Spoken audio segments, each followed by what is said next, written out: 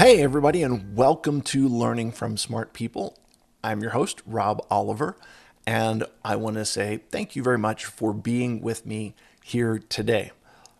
If this is your first time to be here, I want to say thank you for joining me. I hope that this is the first of many times that we will get together virtually, and it'll be a learning experience for you and help you in your entrepreneurial business and life journey.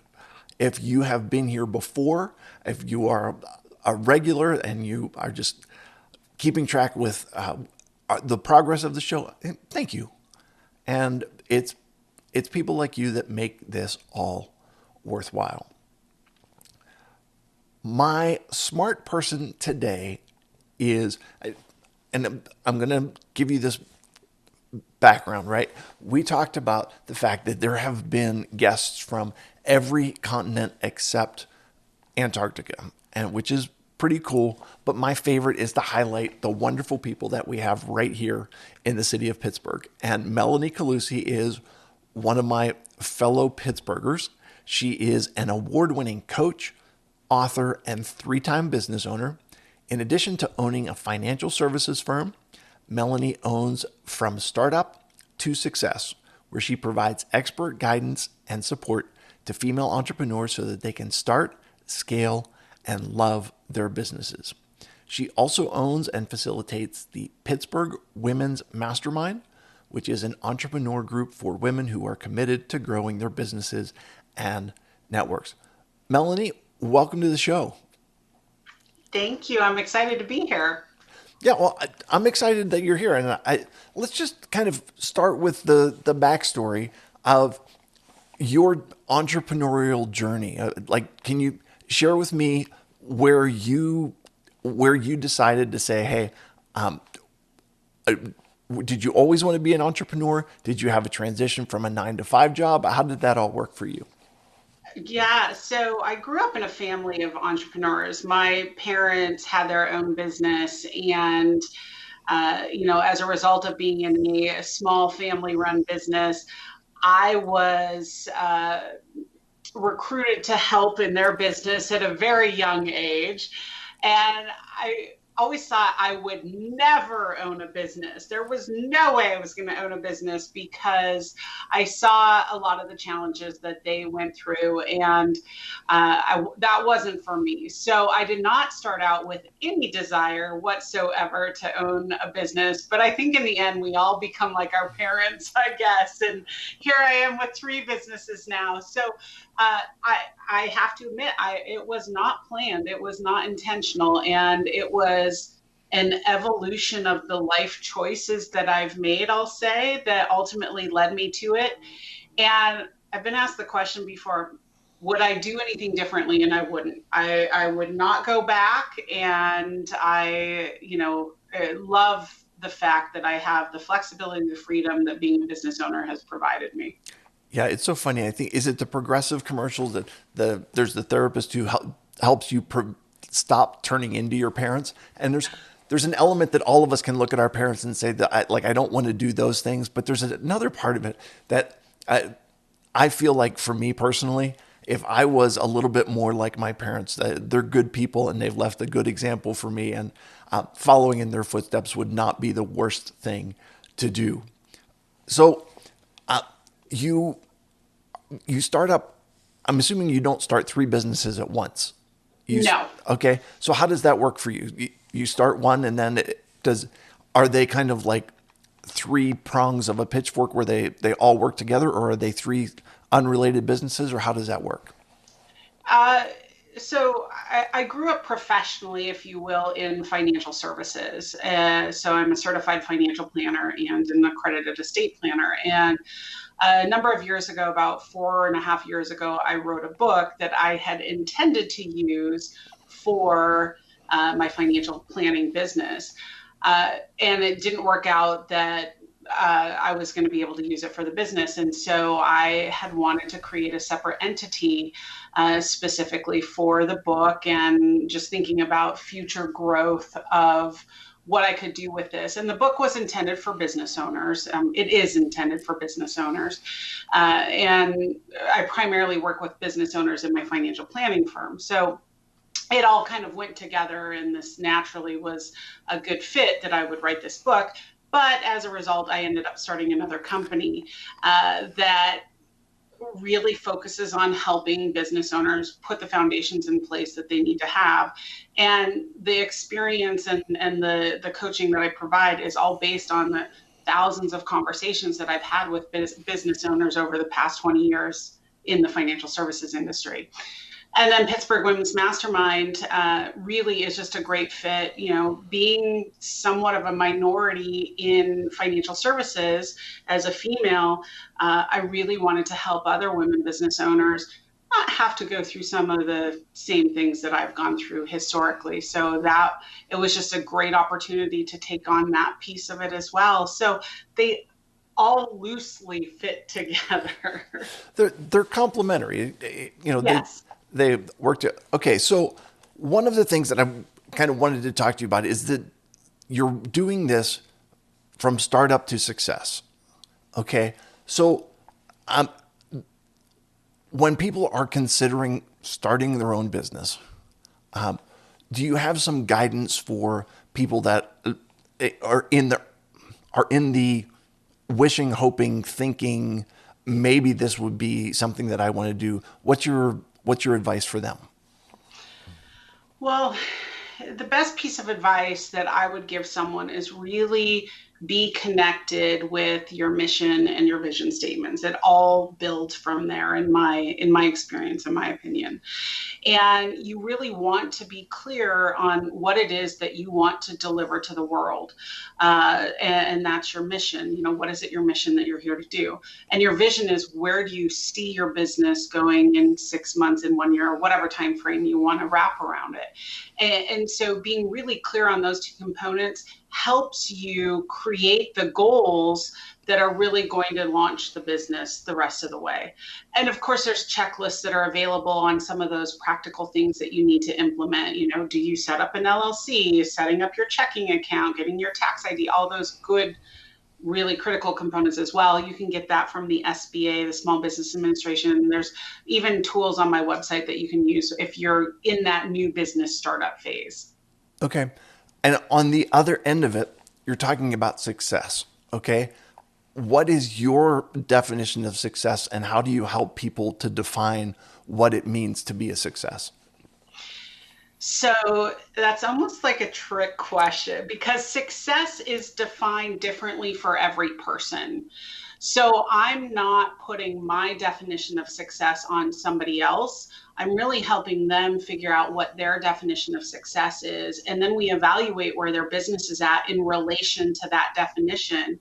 And if there is a gap, what is it that we need to do in order to get them there? So your definition of success, my definition of success, it's a very personal decision. And I really want people to, one, be okay with whatever their definition of success is, and two, do the things that are going to take them to that definition or to that level of success.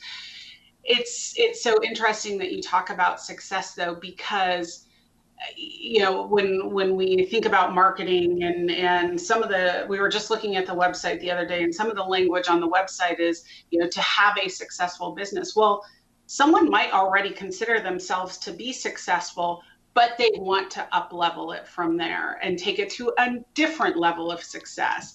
And so it's important that we all understand that it's okay to have whatever our level or definition is, and you just have to take the steps to get there.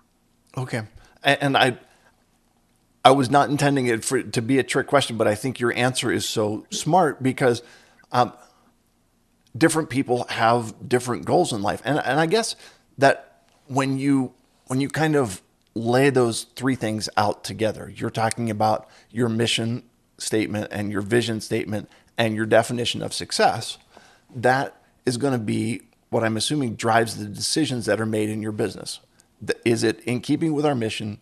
Does it take us to where our vision is? And does it move us closer? Does it move me as a business owner closer to that to my definition of what I have defined as success for me. Does that make sense? Absolutely. It absolutely does.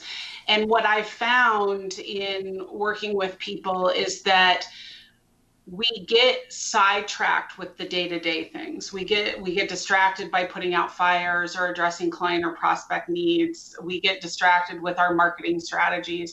And so it's really important that we have intentional time dedicated to looking at and reviewing our mission, vision, our goals, our definition of success, and really taking that time to strategically plan and work in your business versus working uh, on the day-to-day stuff all the time. Okay, so there's a couple things that you talked about there, and we'll take them one at a time if you don't mind. And that is success. Let's just say that success is for someone, they put a number value on it. I want to be making X number of dollars a year. Okay, and they're they're at startup and they're saying, okay, I'm making zero, and I want to make 100,000 a year. It just for round numbers. You don't get from zero to 100,000 in one giant leap, but it feels like a huge insurmountable thing. How can you help people to understand that success, that path to success isn't a one big giant journey that takes place all at once? Yeah, well, what's that saying? How do you eat an elephant? One bite at a time. Right. It's the same thing when we think about our goals. And it's important to break those down into smaller increments because it does give you the ability to monitor and track your progress in relation to that bigger goal a little bit more easily. And psychologically, it helps us see the success that we're making a little bit more, that we're accomplishing a little bit more than if you were just going from A to Z instead of going from A to C to F, and on down the road. So I am a huge proponent of non-annualized goals. And what I mean by that is I break my goals up into 90-day chunks instead of a 12-month goal, Mm. because then it gives me the ability to adjust more frequently if needed. If I blow out my goals one quarter and I 150% a goal or whatever it is, I'm not going to slack off for the rest of the year. I reset and then I refocus and keep going. Conversely, if I have a horrible quarter, it hasn't derailed my entire year. Okay. I love it. It makes sense. And I guess that, you're talking about setting it up in achievable chunks, or, not overbearing, or not too heavy of an amount to handle one at a time. Okay. The other thing that you were talking about is being strategic in what you're doing. Okay. So can you talk to me about strategizing and being strategic when it comes to being an entrepreneur? Yeah, it's so interesting when we think about often as a solopreneur or small business owner, we have to do all the things. We are our own administrative assistant. We are our own bookkeeper. We are our own manufacturer in a lot of circumstances. And it's so easy to get caught up in that. You forget about the higher level components that if we were a corporation, a lot of times there would be groups of people working on that are equally as important for us as small business owners to do, that we don't necessarily have the team of people able to help us with. So we have to be very intentional in spending the time working on those things. And that might be, for example, we talked about goals. And so if the goal is to earn $100,000 a year, well, what are you doing? What are the action steps that you're taking on a regular basis in order to accomplish that goal? And spending the time evaluating your progress and evaluating adjustments that you may need to make and implementing those adjustments in order to accomplish that goal is one example of something strategic that you should be spending time on. Okay. And how do you help people that feel like sometimes strategy and systems and all of that stuff it doesn't sound real glamorous and fantastic. Like, how can you help with that? Because sometimes, to be brutally honest about it, it can feel a little bit boring.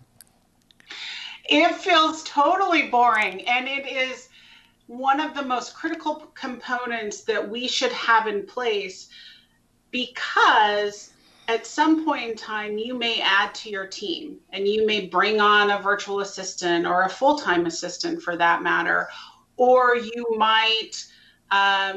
Expand and you bring on a business partner, and having those core foundational components in place that help the business run seamlessly and create a consistent experience, not only for your client, but for your team, if you ultimately have one, is really going to make things easier for you in the long run. So, yeah, doing the dishes is super boring too, but we all know it needs to be done. Right. Same thing. Yeah. Okay. It makes a lot of sense. And you, I guess that sometimes it's one of those things that, when I was little and you were supposed to take like cod liver oil or something, and like it's gross, and it's not what you want to do, but it's it's for your own benefit, and it keeps you healthy. And in this way, I don't know, it's a terrible analogy, but it's cod liver oil for your business, in which it's not fun, it's not glamorous, but for the health of your business, it's got to be done. Is that It does, and that's fair. I mean, to take it a step further, I think about, for me, I would rather have ice cream every single day, but I also know that's not healthy for me if I do it. And so reward yourself. If you spend the time doing something that isn't your favorite thing to do in your business, but it's a critical component of your having a successful business, don't block out an entire day to work on it. First of all, block out 15 minutes or 30 minutes and give yourself permission at the end of that block of time that you can get up and move on to something that you really enjoy doing. And if you accomplish, consistently whatever your goal is for working on that, so set a goal around it. I need to work on my goals for 30 minutes a day for a week. And if you do all of that, then reward yourself. Go off early on Friday, have that bowl of ice cream, skip the cod liver oil or whatever you need to do to motivate yourself to get these things done. okay? So let me just ask this.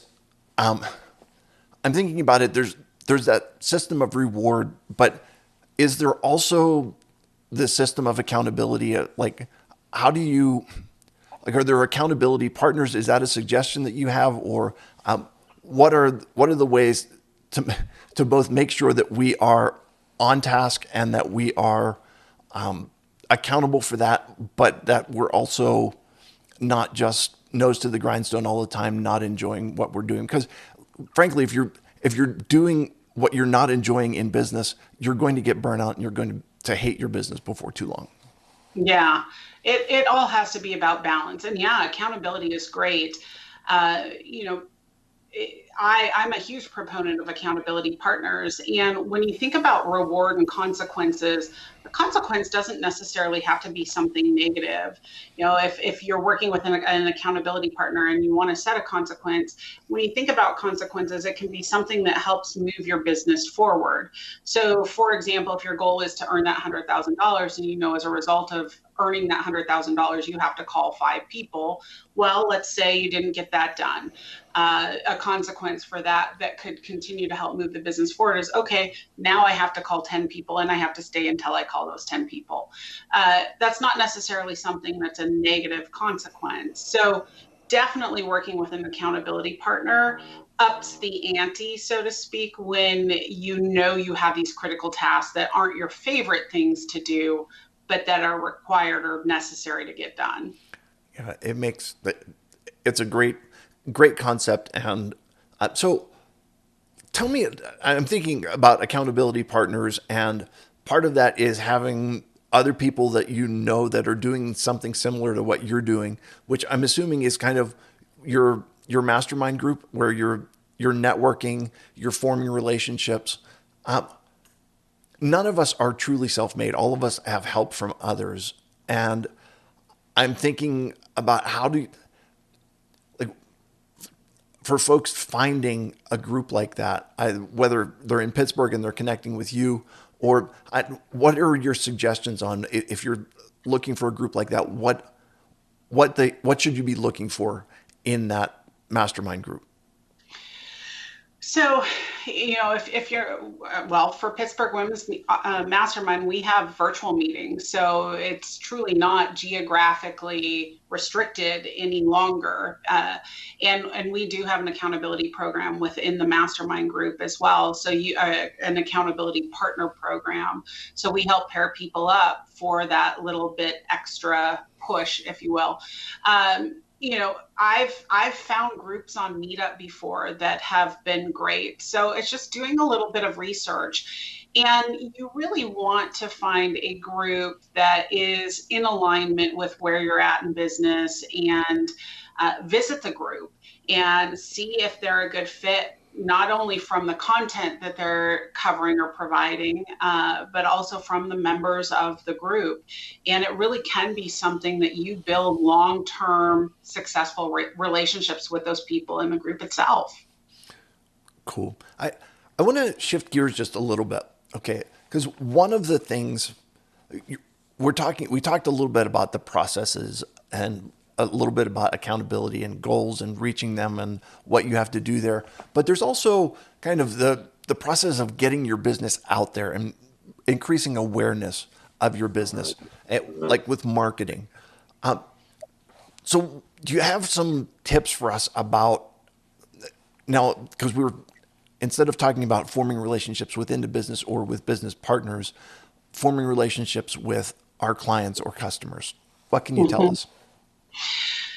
I remember someone telling me a long time ago, you might be the smartest person in your respective industry and know more than anybody else, but if people don't know how to find you, it doesn't matter. And that was one of the big lessons that I learned when I moved and started over in Pittsburgh. And as a business owner, as a small business owner, you have to be really good at marketing. And if you're not good at marketing, chances are your probability of success has gone down quite significantly. And so when you start out, and if you don't have a background in marketing, which I did not, so it was a lot of lessons I learned along the way and a lot of mistakes that I made. But start small, but stay consistent. You don't have to accomplish something really big to accomplish great things or do something really big. It's just consistency is the key, and you have to do it over and over and over, and especially with marketing. So if it's you have to go where your demographic is, where your potential client base is. So for example, if you're looking for women and they're primarily on Facebook and you're looking for ages 40 plus year old women, then Facebook might be a great place to go. And so you want to start creating your plan around what you're going to do on Facebook. And I take it as old school, as I print out a blank calendar at the beginning of every month so that because I'm a visual learner, so I can see each day of the month, and I will literally just with a pencil write out, okay, I'm going to have posts for social go on these days. I'm going to have an email go out these days, and I try to have something happen every single day of the week in some capacity, not the same medium, but something that is a little bit different, but again, happening consistently. Yeah, I mean, the first lesson is figure out who your client is, your ideal client, where do they live, and go spend time there. But there's also that what you're talking about is creating a plan that involves a variety of different mediums, a variety of different platforms, and being able to get out there and engage people and engage everyone in different ways. It's great. Makes a lot of sense. Thank you. I just to go back to kind of where we started talking about mission, vision, success, and goals. How do you suggest, or do you have any tips to make sure that we as entrepreneurs don't get so caught up in the everyday that we lose sight of those mission, vision, and the goals that we have in terms because of the everyday minutia of what it means to actually run a business. It's important to not hide them away, your mission, your vision, your goals, your definition of success. So, first and foremost, just having them visible and looking at them on a regular basis, if not daily basis, will be the first step in ensuring that those things ultimately are accomplished. And then having the time blocked out in your calendar on a regular basis to review and adjust as needed those goals, mission, vision statements is also going to be important. So I had said it before, I love the word intentionality. And that's what it takes. It takes really intentional focus and dedication or commitment to working on those on a periodic basis. And it doesn't need to be every day, but start with something that you do on a regular, consistent basis. Okay, yeah, and I love the word intentionality too. That there's very few things that happen that lead to success just happen by accident. There is a path to get there and a choice. And I think what you're talking about is so good, not to hide things away. But I remember I just saw a thing for a group that teaches people about public speaking, and they literally have their mission statement painted on the wall in their in the entry of their office, where everyone who comes in sees it. And when they're going into the business, when they're going into the building, when they're coming out of the building, they are reminded every day, this is why we do what we do. I love it. Are there any other tips, tidbits, or anything that you would like to share with us to say, okay, we've gone over a lot of stuff, but just either I would like to sum it up this way, or I would like to throw in this one other little tip for those of you out here who are working on your businesses? I have always been a person who has gotten a lot of fulfillment out of the work that I do, but I also recognize the need for balance in a person's life, both professionally, personally, and to all of the above. And I know that when you're first starting out a business, if that's where you're at in the phase of your entrepreneurial journey, it can be very overwhelming, and it can feel sometimes like an insurmountable hurdle or a mountain. And so uh, it's really important that you take time to step back and celebrate the successes that you have had. It's important to have a network of support that can help you, that can lift you up when you need it and help you over those hurdles. If you just are stuck on something, to have that extra sounding board. And it's important that you just take time for you. And we often forget that when we're working in our businesses, especially when they're new, because like I said before, we're doing all the things.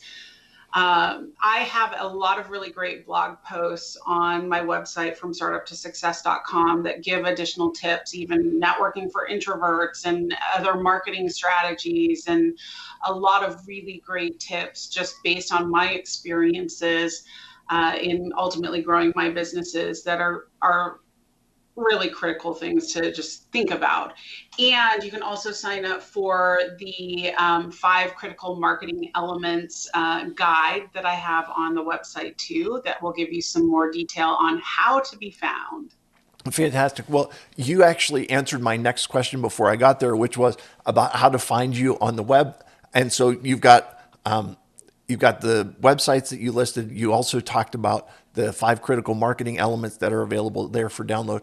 I will put links to all that down in the show notes to make sure that folks can get a hold of you and connect with you, because what you're doing is fantastic. So, listen, Melanie, thank you so much for being here. It is time for 3 questions to establish your humanity.